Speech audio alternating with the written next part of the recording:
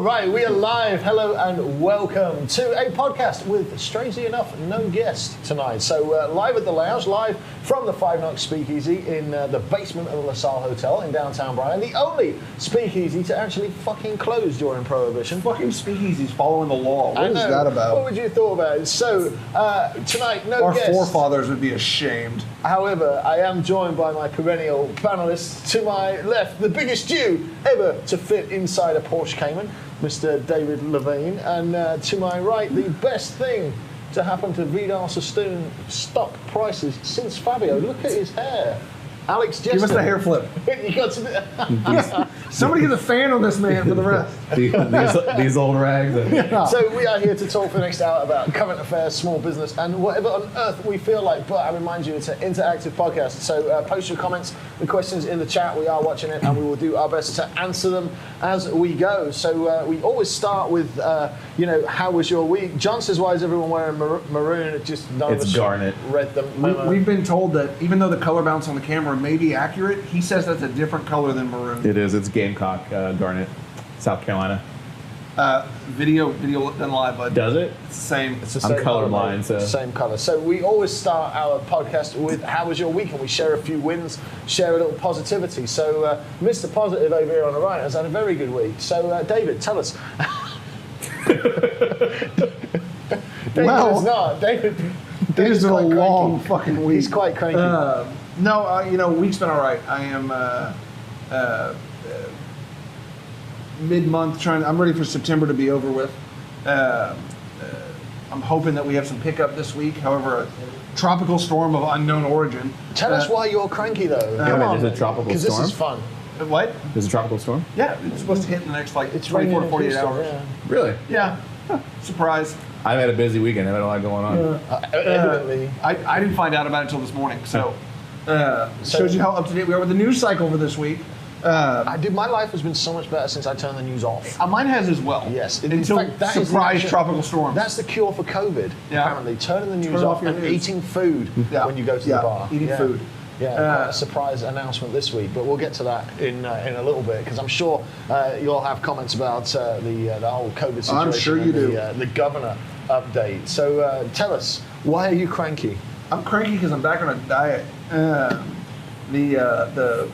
Nothing motivates you into losing weight quite like ordering a car that you won't fit in unless you lose weight. It's a well-nice car, though. Is it like the male version of a wedding dress? Yeah, pretty much. Yeah. When they order, they're like, make a couple sizes. They're like, are you sure? It's like, yeah. Safety pins. Listen, I wasn't so daft enough to order the carbon buckets thinking I was going to get that skinny. But it's still gonna. I fit now, but I'd fit better 30 pounds from now.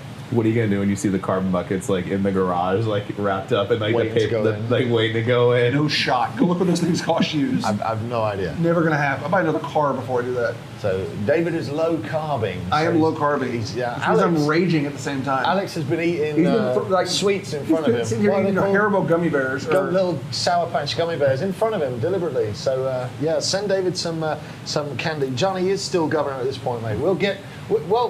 We'll ask Alex how his week went, because Alex had a good week, didn't you, mate? It was a good week. He eats all the carbs he wants. Yeah, all the candy. I have a weakness for candy. It's pretty bad, but so do I. That's the problem. It's just so good. If you don't buy it, though, you don't eat it. That's why it's called candy. Yeah, it's good.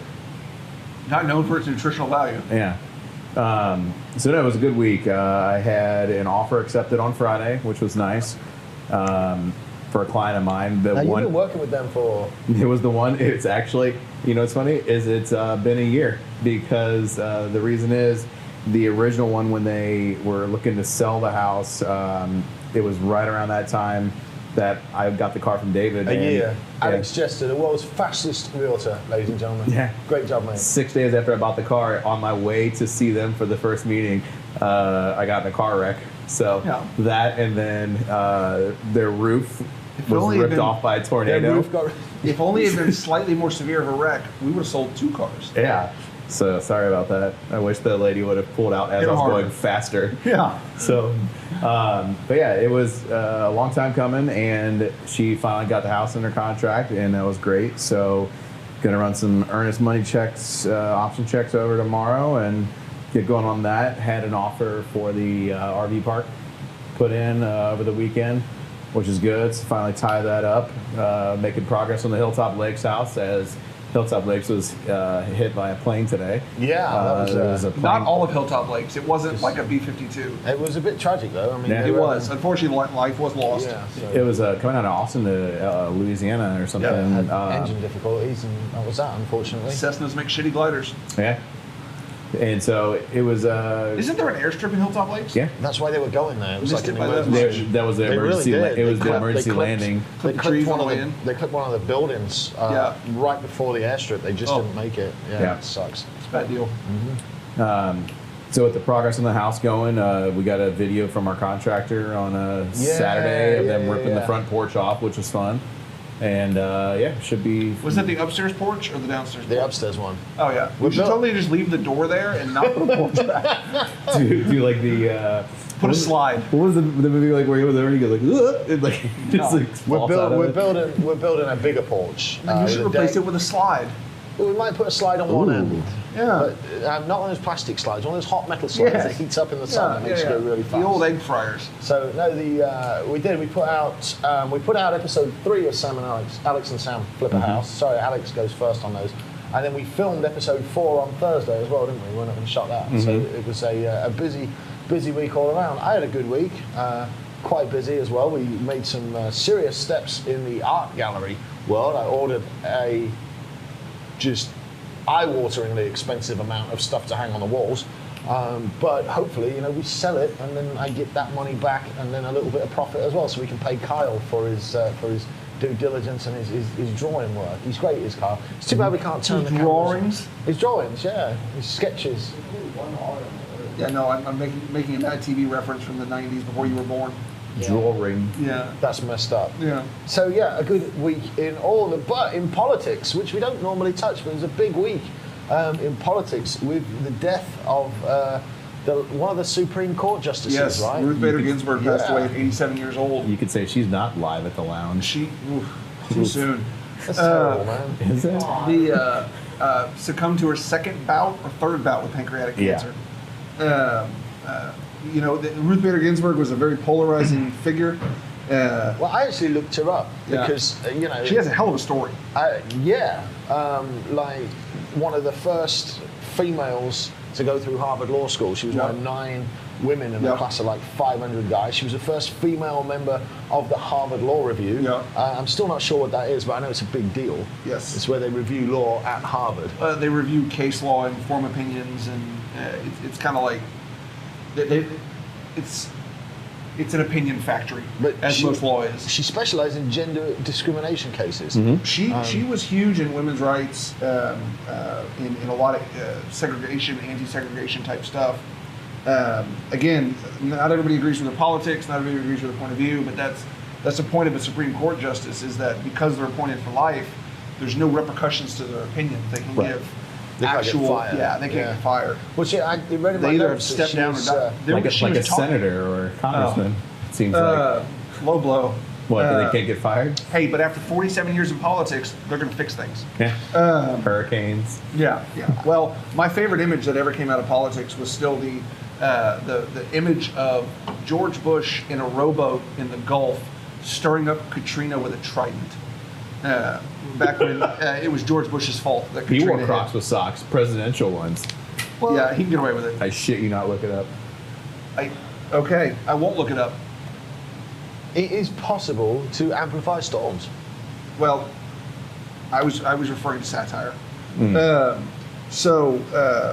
But the Ruth Bader Ginsburg thing, it's.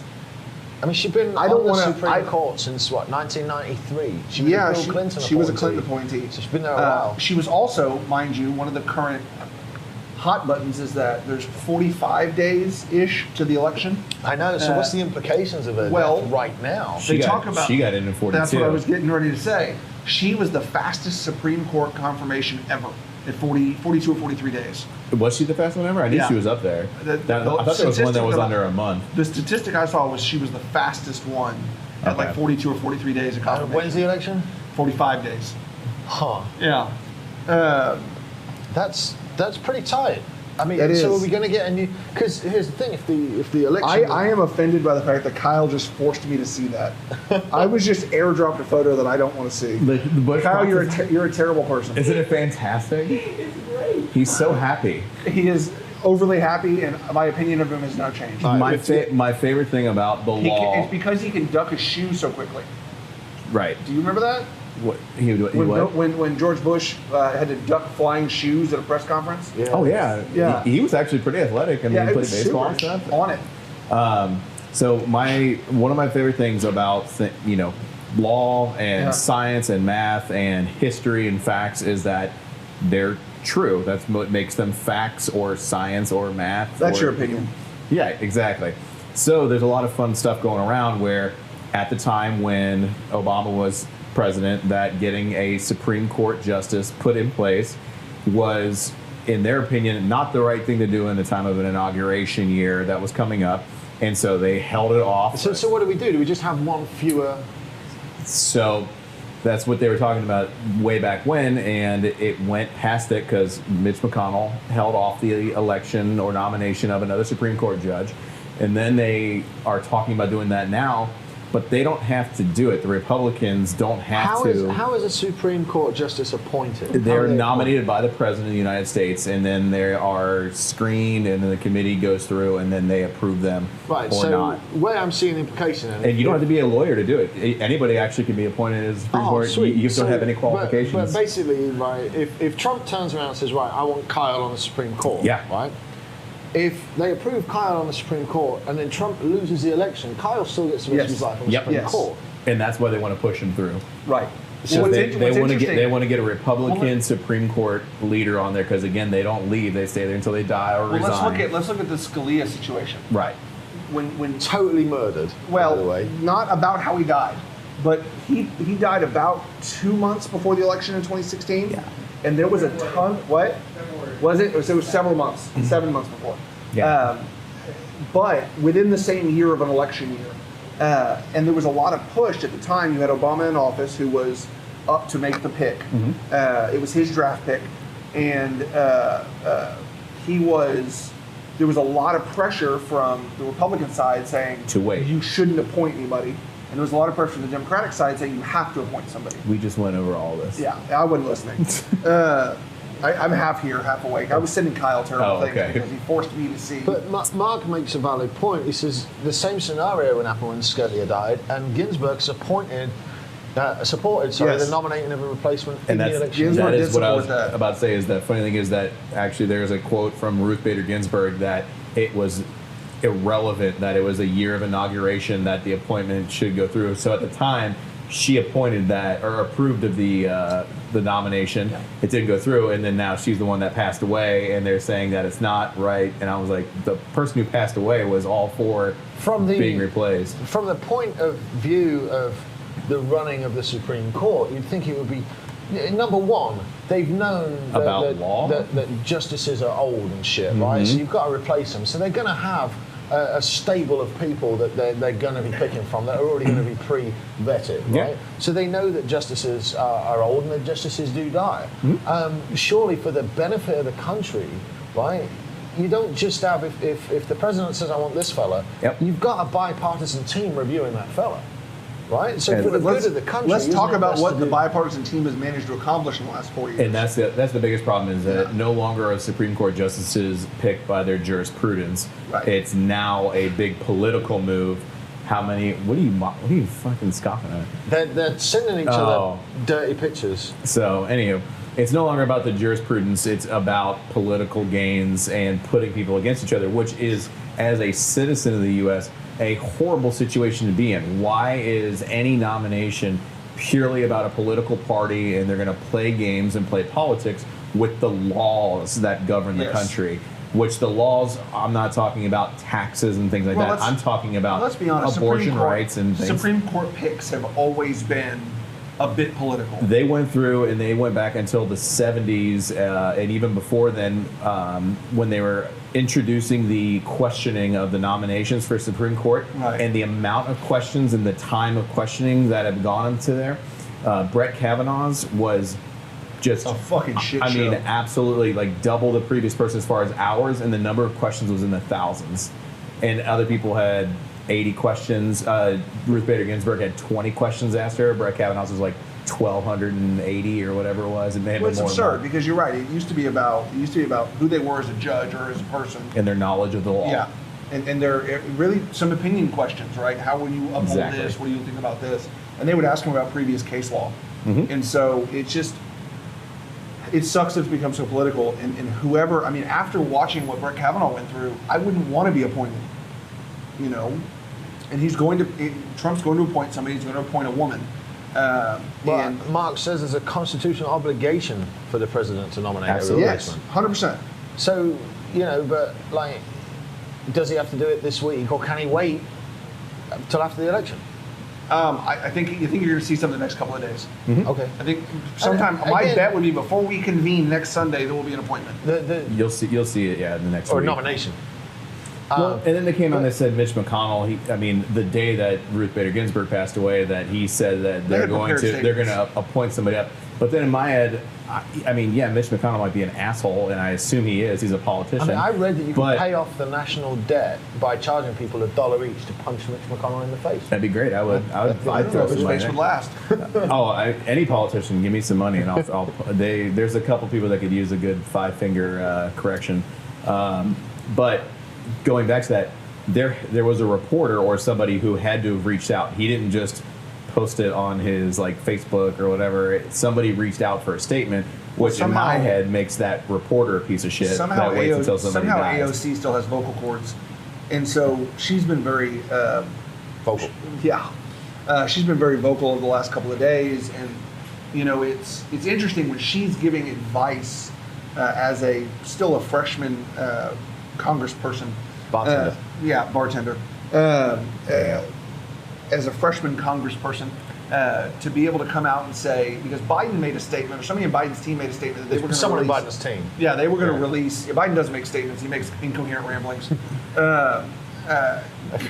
Is that really the best you can do? What? We've got just, the amount of talent in this country. The amount of We were talking about that today. Oh my God. is The number of talented and intelligent individuals that exist in this country, And that that's the the- best two people we have to pick from are Joe Biden and Donald Trump. And it's like, come on, guys. Here's the numbers for Yeah. comparison. Ruth Bader Ginsburg, there was questioning for 20 hours or interviews, and then she had 20 questions directed at her. Brett Kavanaugh was 48 hours, and he had 1,278 questions. The most before was Neil Gorsuch before him with 324 questions. He had almost 1,000 more questions They asked really him. Had didn't 4 want times the Kavanaugh. amount. Right. That dude was drugged through the dirt. Who was drugged to the dirt was the lady that the Democrats put up to try to Yes. take him down. Was it Ford? Was her last name? Yeah. I don't know. What happened to her career? And it's like She's got to be in witness protection at this it's point. like Monica Lewinsky when the Republican. No, Monica Lewinsky got famous off it. Well, the fact that we're talking about her right now. What's her life like? What is the first thing that I think anybody she's doing ever? just- She she's probably doing has just fine. She probably has money, but what is her quality of life like every day after all that? Because of what she was drugged through. 30 years later, fine. What would be the first thing God, that was 30. It was, when was that, 94? 94. Yeah. Yeah. Quite nearly 30 years ago. Yeah, but what's the first thing anybody goes up to there and asks her or says when Low they see jobs are her? better than no jobs. Something along those lines. Yeah. And that's, Yeah. that'll forever, the rest of her life was determined, Yeah. which is shitty, but it's politics. Well, what's interesting to me, and somebody that's more intelligent or watched more Schoolhouse Rock when they were a kid, may be able to fill me in. That was a television show in the U.S. Yeah, we didn't have that anymore. I just thought about that. I was like, you don't know what that is? I have no idea. You like that about the union? YouTube binge later. Yeah. So, in the case that we get to November 5th and the election hasn't been decided, and there are likely to be contested swing states, hanging chads, or whatever the problem may be, then it'll be contested in state court in the individual states. It'll get kicked out of state court relatively quickly, and it'll end up at the Supreme Court. So in a case where let's say he does not appoint another justice, and they are not confirmed by end of December when we get to this point, and it goes to the Supreme Court, and they have 4-4 decision. What the hell happens then? Well, it's a tie. You flip a coin. I think it's a sword fight or something. It must be. Sword fight. My money's on Trump. If it's Trump versus Biden, it's a sword fight. Isn't that where they drop 5 pucks into overtime? Yeah, that's the 5. That's the golden envelope. It's like the NHL. Like after there's 7 overtime. Is that what you just said? No, So- for real, I mean, But there's a red envelope that they Yeah. don't know the Yeah, contents it's the of. 7th overtime. There's a red envelope that's never been opened. who decides the election at Well, that point? so my understanding is, and somebody correct me if I'm wrong, is that if we make it to January 20th or whatever the inauguration day is, Uh-huh. and a decision has not been made, then whoever is the current serving Speaker of the House would serve as interim president. Right. Right, but That is currently Nancy Pelosi. she could lose that position. Right, that's in what I'm the getting election. to. Her, not necessarily that she could lose that position because Speaker of the House is not an elected position. It's appointed based on the seniority within the House of the majority controlling party. party. Yeah. Yeah. So there's also a possibility of a Democrat-Republican swap in the House this time because their majority is not significant. I haven't looked at the numbers in a while. If for some reason, then I don't know who the longest-serving Republican House of Representatives member is, would become president pro tem, so to speak, until a decision was made. But how long can this go on, and at what point do we go to sudden death overtime? I think we're seeing a very I think we just get rid of all of them and just see what happens. I don't remember the comedian that said it, but it was, the position of president is kind of an interesting one because you have one of the largest countries in the world. You look at countries by population, you've got India, China, Russia, Brazil. I can't think of another country bigger or... We're third.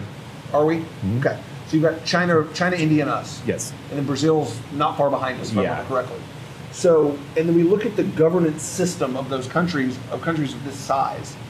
I would say we have one of the more reasonably successful ones from a human rights and individual rights standpoint. Broad quality of life overall. Broad quality of life, for sure. Right. People want to make parallels to countries like Norway. What's the population of Norway? 10 million, 15 million people? Oh, Yeah, my sister got bit it's- by a moose. Oh, yes. Yes. The moose bites can be pretty nasty. It's always a very, very small, isolated population with a very, very regimented government and usually a lot healthier people that are there as well. Well, you say healthier people, but a more centrally concentrated people. and their diversity is even non-existent. is non-existent. The problem with America, the biggest problem with America is its size. Yeah. When you look at the different groups and the different values that you've got in What are we, all these 330 million people now? no square mile size. Yeah, no, I know. The That as distance- well, yeah. The distance between everything, and when now there's actually an exodus going on from quite a few states. Yeah. It's New York especially.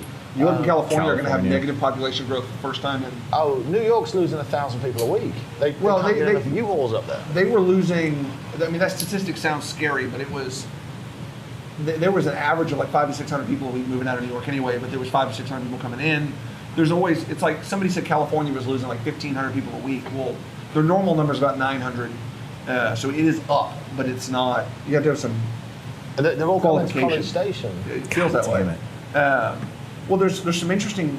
They gotta buy houses. There's some interesting op-eds I've read on a blue-red switch in California in the country. yeah. Ooh. well, Could because- you imagine? Well, but the same thing that they're talking about happening in In Texas. right? Yeah, and I don't so think Texas goes blue. I 100% believe it does in just- the next 8 years, and I'll bet money on it. Oh, let's bet 'em. Here's why. Let's bet 'em. So let's look at Texas population bases and where they vote to begin with. Typically, your urban areas, major cities, tend to go blue, right? They tend to be democratically controlled. Your more rural areas tend to go a bit more conservative. They Right. tend to go on the Republican side. Well, look at the last election. Look at 2016 and look at your pockets of population. And the way that, and this is why people talk about the Electoral College versus the popular vote. If we had a solid, right, if we had a solid Democrat candidate that could put up a challenge to Trump, I could absolutely see that. But we don't have any. What's the over-under on a debate actually happening? There won't be Is a one. debate actually happening? The first Is one's it coming up? Scheduled for September 25th, I think, if somebody could check that date.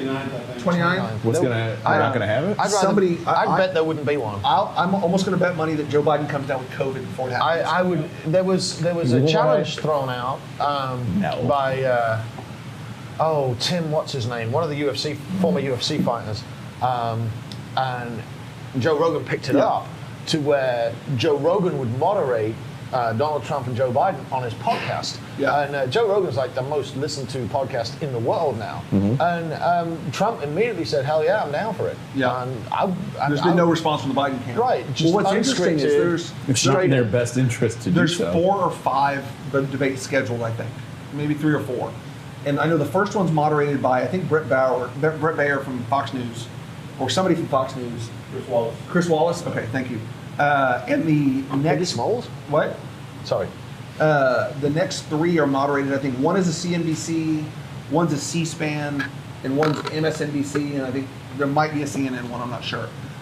C-SPAN always gets one, but there's going to be one, what could be called a right-leaning moderator, and there's going to be 3 to 4 very left-leaning moderators. So it's going to be interesting to see how that works, because I think... Nothing's won in these I don't think debates. we'll see a debate at all anyway. What's going to be interesting, I think, is the vice presidential debate, because there has to be one of those too. Because Kamala Harris is... She's very intelligent. She's very intelligent and very vocal. And she, But I've never seen her debate anybody. I've seen her grill Kavanaugh. I have seen her grill Kavanaugh, but he wasn't allowed to just put those anywhere. Yeah, just toss them anyway. He wasn't allowed to respond in kind. Right. So, yeah, thank you, John. 4 debates. I just don't see a debate happening, a presidential debate. And I don't like Kamala Harris's track record on marijuana laws. I think it's I'm not a fan of interesting. that. I think it's interesting for the Democratic Party in the current climate that was their pick for vice president. You have a prosecutor from California. She hasn't done really well to represent the minorities. No. Or people of color in the country. She's of Jamaican and Indian heritage. But she was billed as the first Native American, wasn't she? Asian or Native American or something like that. And then they switched it. And they switched it. Now she's African American. But neither her mother or father were from Africa. So it's going to be an interesting. It's going to be an interesting debate cycle if it happens, because I think Joe Elizabeth Biden. Warren's the Native American. Oh, Elizabeth Warren, yes. She's the Native American. Mike Grand Cherokee was more Native American than Elizabeth Warren. Damn. Yeah. What cigars are we smoking? Thank you, Christine. Brother of the Leaf by Drew Estate. We'll get to that. Yeah. Shit. Yeah. Mark, I think if Sesame Street did host the event, Elmo might lean Biden's way. You're right. Elmo does know where you live. I use that Elmo shrug gif. My far too favorite much. gif in the world. Biden would like that. There's a lot of kids that watch Sesame Street. Oh, yeah. I mean, I just want to ask. I want to ask. You know, would Joe Rogan be the one to say, "Why do you insist on sniffing girls' hair?" I mean, I think a Joe Rogan moderated Joe Rogan moderated debate would be amazing. I did too. It will never happen. No. There'd be so much liability on both parties, like Yes. parts that But everybody below them Ed would not allow it. Ed Milet had Donald Trump Jr. on his podcast last Did he? week, and he's going to have somebody similar from the Democratic campaign next week. He's trying to balance and ask the same kind of questions and stuff. But I listened to that. Well, he had Bernie and, Sanders on his podcast. Joe Rogan did. No, I was talking about Ed Milet. Oh, okay. I think I'm sorry. I listened to the Donald Trump Jr. And he was a bit like of a blackguard, you know, a little bit for me. But he did make a lot of very good points and talked a lot of sense. And you know, it's different listening to him straight up, unedited, talking to a podcast host that you're familiar with their work. Not a soundbite. Right, and We are a soundbite culture. Right, and it's tough because you have to be so aware of everything you say all the time. They twist that any which way they want and play it. So it was very refreshing to listen to it in a podcast format as a conversation. Yeah. And I think that, you know, I would John, welcome that. I would absolutely welcome John, I think that. that's the best idea I've ever heard. Give Trump and Biden a joint, let them go on Joe Rogan for 4 hours. I would, yeah. I mean, that I'd would make watch more it. sense. I mean, you know, That might be the most watched podcast or internet stream in I'd history. absolutely watch it. And, you know, I think that, you know, the rumblings... How is the Fear Factor guy got as famous as he has? Consistency over time. Yep, fair enough. And consistency, but then also there is something to be said for how he interviews and the way that he is very unbiased, but he will also talk not about just their platform. He's not going there with a whole bunch of scripted stuff. He's got a couple things written down, but He really delves into and then feeds off of whatever they're talking about He in also an interest. he doesn't limit the amount of subjects that he touches. No, You no. know, yeah, it can go from all across the board. But to and make I it like from, that. Like But to Prince make it Andrew from- and the subjects that he touched. God. It's all these jokes. They're all right there. It's I like- love it. I love it. Massive, by the way, massive anti-establishment protests in London over Really? the last few weeks. Hadn't Yeah. seen anything about it. Massive. Did you see the Trump rally today? I mean, like the amount of political demonstration that I've seen that's been so I've public. never seen so much. There was political what 300 to demonstration at all. 400 cars in a Trump parade today in College Station. And they were Yes. lining up in down Texas Avenue on Yeah. the sides People of the were roads lining too. up on the streets with Trump flags and American flags. I've never seen that. The amount of public all the time I've been here. political demonstration I've seen in the past 2 years, and especially since COVID has come out, has just been ridiculous. Yeah, I mean, and I was talking to my dad today, and he's like, "Yeah, the numbers are spiking. We're going to have another lockdown." I'm like, "Dad, Are you know, serious? Yeah, but the COVID numbers are spiking. Well, but it's the just the last way I they heard- change the reporting The of it. last I heard today, I saw something put up a couple days ago here in Bryan College Station that St. Joe's didn't have a single patient in their COVID ward, and that the med was, or the Scott and White was down like single digits. Like even with us having 50,000 more people in town, Yeah. magically it's gone away. I think it's time to The start. hospital. But Organizations. don't worry, guys. It's only 2 weeks to flatten the curve. Yeah, I remember that. I think it's time to start reopening. And Mark makes a good point. He says Blazing Saddles would never get made today. Yes, it would. What did we watch the other day? You know why I believe Blazing Saddles get made today is because Django got made today. Yeah, it did. Yeah, Django got made, Blazing Saddles would get made. yeah, that's true. You know, there's enough levity still in life that things like that would still get made. In the amount of independent things Yeah. that you can all, I mean, right now, if you found Netflix would somebody, pick it up in a heartbeat. there's always somebody, especially now that you're able to get a hold of, that has Yeah. deep pockets that would fund whatever idea somebody has somewhere. Netflix, we like flipping houses. Yeah, pick that up. Yeah, pick that up. Option it, Netflix will please. greenlight anything. That TV was fucking heavy, and I like how the dumpster guy called us out on the post when he said we don't allow appliances, so we're going to pretend like we didn't see the television from the '80s get thrown in there. And we were like, hey. Yes, on our video. We're like, whatever, we do what I want. He's like, no, actually, that's illegal. We just pretend we didn't see it because it's you guys. Whoop, shit. That put the Homer retracting into the bushes. Christine makes a good point. It's actually in my notes. You know, she said if everyone would be more concerned about doing the right thing instead of being politically correct. You know, you've got your Republican Party, Being honest. your Democrat Party, but why is there not just like a humanity party that actually wants to do the right thing? Well, but again, let's go back to the whole, let's go back to the whole issue with the size of the country. So by land mass and by population, I think we're around 330 million people. Let's round up, call it 350. Call it 350. Yeah, Sure. So let's look at the other two countries bigger than us, with China and India. India. India is still very firmly set in a caste system. Yeah, amazingly, they haven't got any COVID in India. Yeah, I think yeah. they're getting fucked. Yeah. Yeah. It's bad. Well, it was real slow to begin with, and all of a sudden I was like, they're not saying anything. They're not saying and then it was like, that's why they haven't Brazil. got any. Well, and I think honestly, in the beginning, the U.S. numbers were some of the only accurate numbers we were seeing, because China, their numbers are, I mean, worldwide accepted that they're bullshit. Yeah. But I mean, like Japan, but Yeah. Europe as a whole was pretty Well, good the about. Asian countries went through SARS a couple years ago and got hit pretty hard. Right. I like the Asian approach to masks. If you're sick, wear one. Yeah. I like that approach. Well, even like the idea of over there, I mean, because I went to Japan for work four or five times, but even while I was over there, from 2010 and beyond, people were still wearing masks if they had allergies. Yeah. You don't even want to present like you're sick.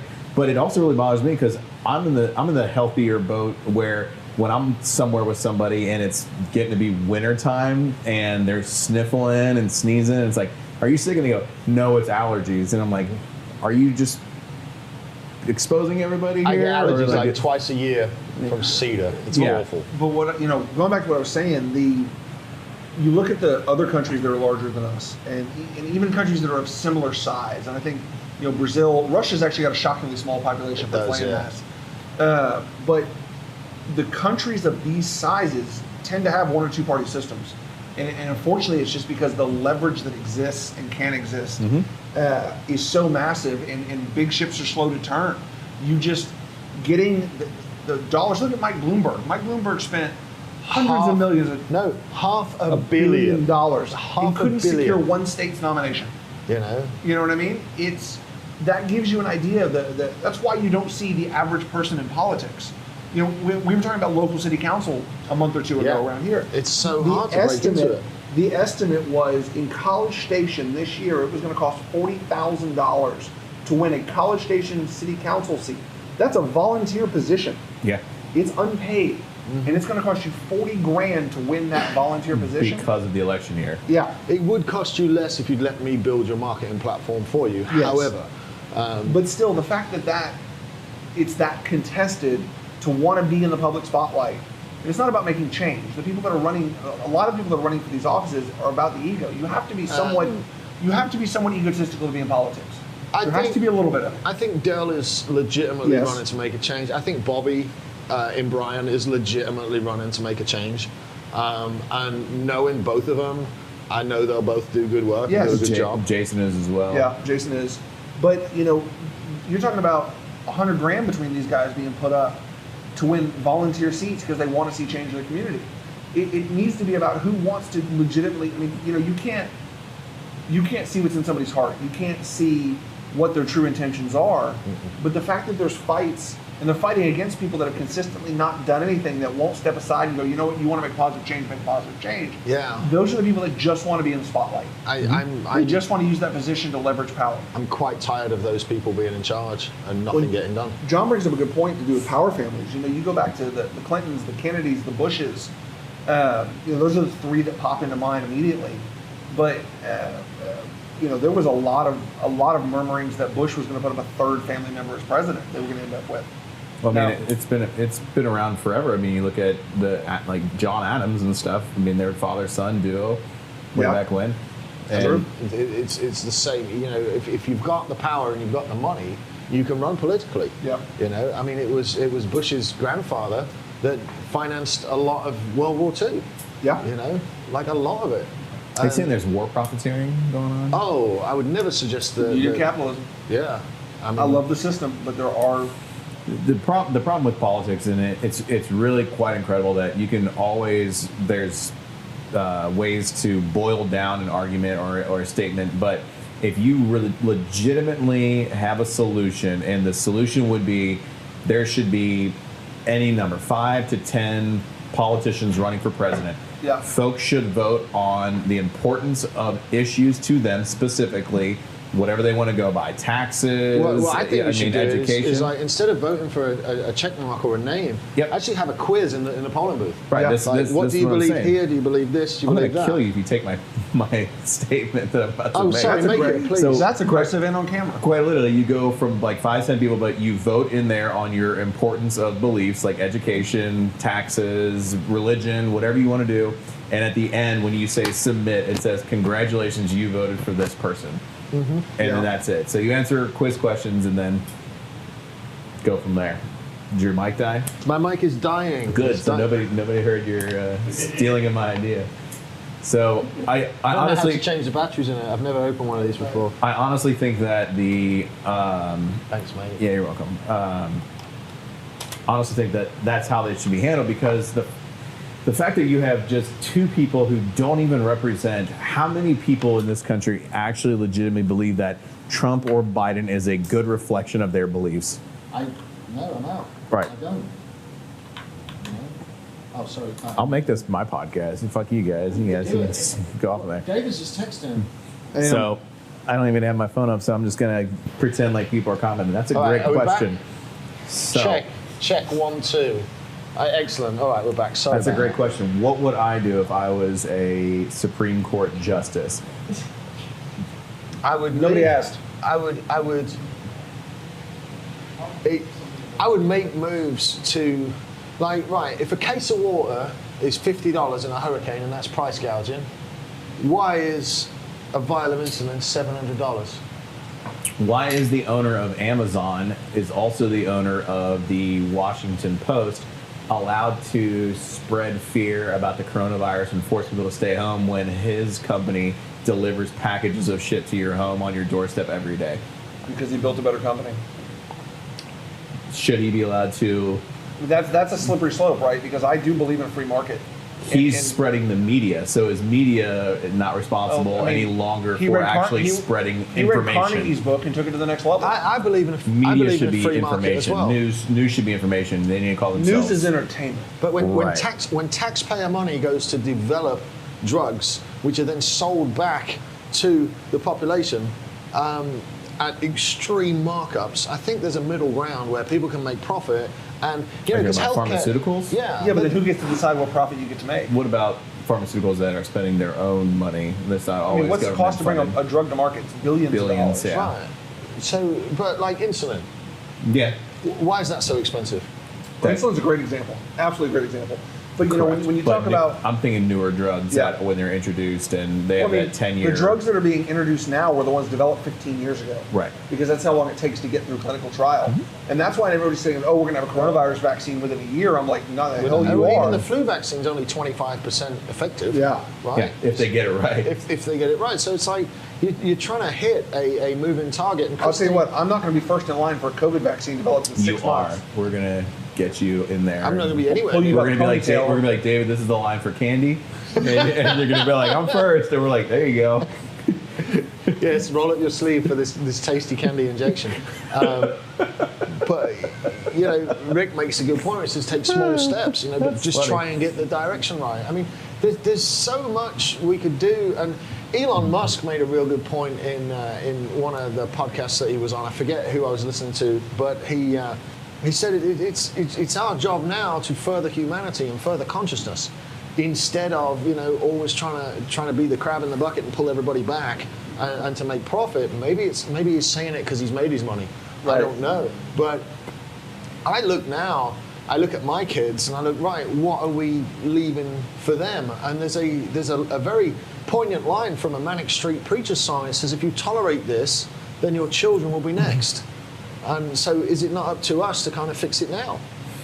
I think it's going like Rick said. I mean, it's a very good, valid point that fixing things now, I don't believe that a lot of stuff can be fixed in one foul swoop. And they try to do these things like they did with a generational shift. Well, they try to do it in like education, where somebody comes in and they go, here's the solution. And it's like, you can't broad brush education for an entire country of 300 million people plus that are going to go in there from all different aspects of life, different economic areas, different socioeconomic areas. And it really is small steps in the right direction. Or you need to start from the bottom up. You need to go to the local areas and then report back, which they don't do. I think the way you fix the majority of problems with this particular way of life is through education, and starting out with education, starting putting more money and more resources into education. From the very beginning, it should be education for younger folks. We're not number one anymore. Let's play devil's advocate. We never were. Let's play devil's advocate on education. Go for it. I like this. One of the problems I see right now, and again, this is news cycle, so I have not been able to vet this information personally, but there are a large number, or there's a large amount of indoctrination going on within education.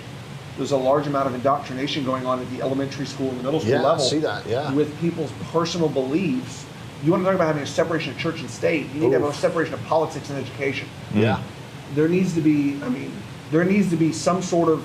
I don't think that's devil's advocate at all. I think it's a very valid point. I think there needs to be some sort of moratorium on, you are not allowed in the classroom. You have to have civics conversations and things like that, but you're not allowed to have political flags. You're not allowed to have social movement. You need to teach education. Is there a reason, though, that we're not teaching critical life skills before kids are out of high school?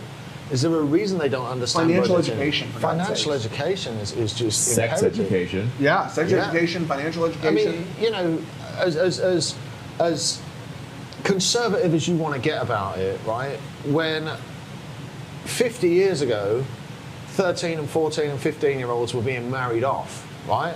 When I was in high school, when I was 11, so what's that, 29 years ago, kids were talking about sex. By the time they were 12 and 13, some of the kids were experimenting with it. Obviously, I wasn't that lucky, but you've got to remember that humans are genetically hardwired to breed, and if you don't teach them what bit goes where and what the consequences are, you can preach abstinence all you like, but if you don't teach them that hey, the consequence of putting this bit in that bit is more of those. I don't. It's got to be taught. I don't have kids, so I don't want to make a whole lot of comment on it. Same way, I don't have a uterus, so I don't make comments on women's health and abortion and things like that. They're none of my business. It should be discussed. It should be discussed. You're allowed to comment on it. I mean, you can have an opinion. I have an opinion. My opinion doesn't matter. Well, it does matter because you're part of the society because too. You're part of the society too. So for me to say that I can't comment on women's health care, even though my tax dollars might actually pay for it, is not the way to go about it. But should you be the one in charge of making the decisions? No. Right. We should be educated and informed about what is going on and why. I don't want William at 9 years old to know that a penis goes in a vagina. He's a little bit too young. But, there's going to come a point where just for the health of the thing, they need to know where babies come from, and this is something we need to educate our children and not let them, I'm not suggesting we teach him about the myth of this non-existent female orgasm that everybody keeps wittering about. I'm not suggesting that at all. But just to give our kids the basic tools they need, and to not have them have to discover it around the back of the bike sheds, from uninformed of the kids. Babies come out of belly buttons. Oh, if you kiss him, you're going to get pregnant. This isn't like it's not healthy. And we weren't taught it because of that.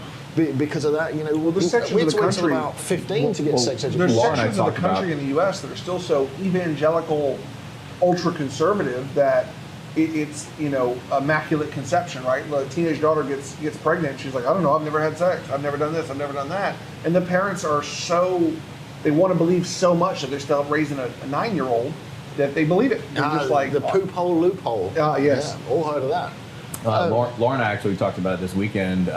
We get in discussions about stuff, and it was literally about education with kids growing up and self-esteem for kids. Right around the time before puberty is when boys' self-esteem actually goes up, and women across the board drop and almost go to zero, with the exception of African American girls, who actually sometimes go above the men because they're taught to be more independent, to speak out against things that are pushing you down. And so what happens in the American education system is what happens when you're a disruptive child who's questioning everything, when women are usually typically very subservient or held down. And they're also the amount of, what's the majority of the gender of teachers who teach kids kindergarten to second grade? Female. Yeah. Why is that? And it's like, oh, they're viewed as more nurturing, or what, however you want to view that. And then it's like high school, college, and maybe there's a flip towards the male side, but it really shouldn't be that, because those women were going to be raised in that same environment, and you just get this continual cycle where they're going to tell the girls, hey, you just need to be quiet. I like your dress. It's really pretty. Don't worry about math and sciences. That's for the boys. And they'll tell that to little girls, and then that'll just push it right back, and they'll keep doing it. Perpetuates the cycle. It perpetuates it. And it's a horrible system, because that needs to be addressed. But how do you address it? It's like the same question you say. Not get the power to the president. Let's say you need more black doctors. Yeah. You don't do it by lowering the standards of admission. You do it by going into the inner cities or going into the communities and fixing things from the ground up, education and levels. making people that aren't going for that to go for that. Right. Right. There was and not just introducing new programs that go in there and just a mutual put a friend of Band-Aid ours on it. was talking about several years ago when EEOC became a thing, and they were saying we don't have enough African American attorneys, and they said, okay, well, let's go fix middle school, high school, and inner city. Let's go get them to want to be interested in going to college and law school. Right. Let's put the programs in place. Like, no, we need them now. Well, where are you going to hire them from? There is none. Where are we going to find them? You know? So they just lowered the bar to the point, and then you ended up with this strife where these guys had worked their entire lives to get to this point, and then they have an EEOC hire that's like, well, you're only here because, whether they're capable or not, that was what it became. Right.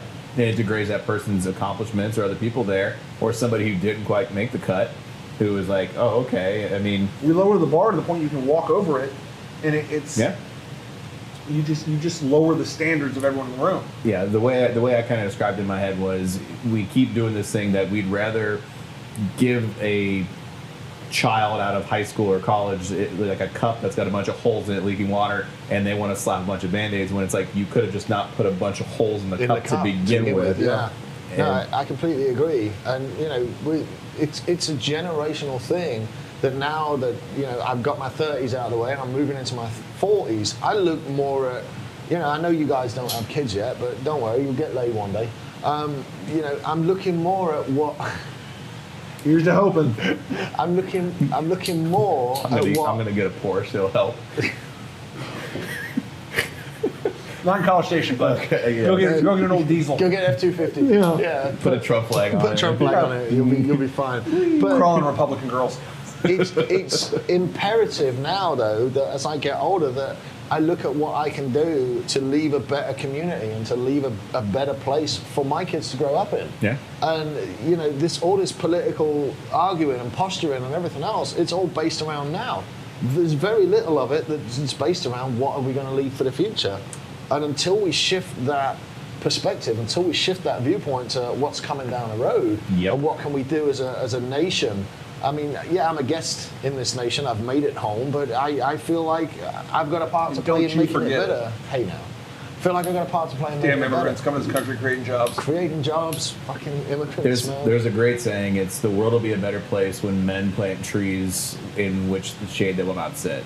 Amen. Yeah, right. So like when you do things for future generations where you won't get to enjoy them, it's like there was something with like the date trees, like the fruit, it takes 90 years for them to bear fruit. And, a person sees a man planting the date tree, he's like, what are you going to do? You don't get to eat them. And the joke is the guy says, fuck off, it's my land, I'll do what I want. But it's one of those things where you care about the people around you and what the future holds when you're not in it. I like that. Yeah. Yeah, that was a good joke. Was. It was a good joke. Also, it's a good moral story. I'm going to stick to the joke part. A famous quote by Reagan is that freedom is never more than one generation away from extinction. Yeah. And, good times make weak men. Yeah. And weak men create bad times. And then bad times create strong men. And then strong men create good times. Yeah. And I just wonder if we're coming to the end of that good time cycle and there's going to be a little bit more pressure put on us to be strong men and to build something. I think we're really seeing a resurgence of tribalism, but on a much, instead of like blue state and red state, that there's such a ability to find people who are so similar to you in what you believe every day, that there are these tribes of 100 people and 1,000 people and how much they associate, and you're not in my tribe, and it causes so many conflicts because we're no longer Americans anymore. Well, it's like I'm this and this and this and this. Right. What have you had? You've had a total of, in the U.S., you've had a total of 20,000 people that have been involved in these riots. I'm not going to say protesters. I mean, like riots. There's only been 20,000 well, people? I'm saying protesters versus rioters. Oh, okay. Yeah. There's larger protests, and I 100% support people's right to protest. If you have a problem, get together and make your voice heard. I'm against picketing, I just don't know how to show it. Exactly. Now, but what I'm getting to there is, you look at the percentage that represents of the 350 million people we have here in the U.S. I think 300 million people here are pretty okay with the way things are going. Yeah. I think the significant majority are going, let's just keep moving. Let's keep making a little bit of money. Now, at the same time, the American Revolution was started by how many people? Out of the many thousands? At least 4. At least 4. So revolutions and problems can be started by small groups. But that's why they're called revolutions, is because they keep coming back around. Yeah. It's just cyclical. And I'm very worried that we've had so much abundance and so much comfort and so much good times that we are in the part of the cycle where we've got comfort and weakness. There's people out using the rights to express. You have the right to protest. Yeah, they're using their right to express their distaste of the system that gave them the rights. You should also feel fortunate that somebody can hear your opinion and that you're allowed to have an opinion. Yeah, let's talk about Hong Kong. I get so mad when I hear people make parallels to the protests going on here versus the protests going on in Hong Kong. I'm like, no, you need to understand there are people in this country protesting against democracy, whereas the people in Hong Kong are protesting to protect the right to try to form democracy. Which They is are- being just completely They are shut counter down. protests. And I can't stand when people are like, oh, we stand with people in Hong Kong, we're protesting for the same thing. No, you're not. You are, the people, even the people in Hong Kong would kill for what you have, Yeah. and you want to try to bandwagon on with them. That's not how this works. So, Yeah. yes, on that bombshell, ladies and gentlemen, remember, freedom is never more than one generation away from extinction. Yep. And that is it for this week. I really, really appreciate you guys joining us. I really appreciate it. It's too bad we can't turn the cameras around because we got the 3 guys from Texas Media Foundry making us all look good. So huge thanks to them and a shout out to the Media Foundry, who will be opening an art gallery in downtown Byron very, very shortly as well. And then a big thanks to 5 Knocks for having us out here, and to Alex and David for hanging out, and to all you guys for watching. We appreciate your comments, especially John, Eric, Rick, Christine, Brandy, those of us that have kept us company all evening. So we will see you same time next week for another episode of Live at the Lounge. You'll stay safe and do good shit, all right? Have a good night. Do good shit. That's the best I could think of. Sorry, shuffle your papers. Yeah.